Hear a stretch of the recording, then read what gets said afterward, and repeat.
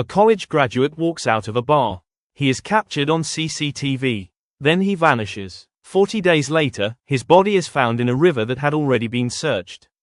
Dakota James was 23 years old, a graduate of Duquesne University in Pittsburgh. He was creative, independent, and close to his family. He had just moved back to the city and was rebuilding his life. On the night of January 24, 2017, Dakota went out alone to a bar in downtown Pittsburgh. Surveillance cameras captured him leaving the bar shortly before 11 p.m. That footage shows Dakota walking calmly. He does not appear distressed or intoxicated. He doesn't stumble. He doesn't interact with anyone. That is the last confirmed sighting of him alive. When Dakota didn't return home, his family became concerned quickly. This was not normal for him. He stayed in regular contact and had plans for the days ahead. A missing person report was filed, and search efforts began. Police reviewed CCTV footage from surrounding areas. Search teams checked nearby streets, bridges, and the riverbanks. Dogs were brought in. Boats searched the water. Nothing was found. Days turned into weeks. Then, on March 6, 2017, 40 days after he disappeared, Dakota James' body was discovered in the Ohio River. The official ruling was accidental drowning.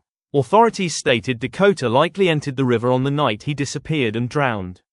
Alcohol was cited as a possible contributing factor, but Dakota's family strongly disagreed. First, there was the timeline. The Ohio River had been searched multiple times during the 40 days Dakota was missing. His body was found in an area that had already been examined.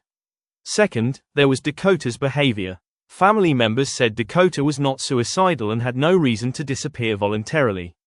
He had future plans and was in regular contact with loved ones. Third, there was the condition of his body. According to family statements, Dakota's remains showed limited signs of prolonged water exposure, raising questions about whether he had been in the river the entire time.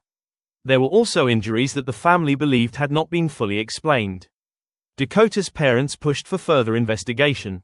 They hired private investigators and forensic experts. They questioned whether the case had been closed too quickly. This is where Dakota James' case becomes central to the Smiley Face Killings discussion. Supporters of the theory point to familiar elements. Young male. Alone after a night out.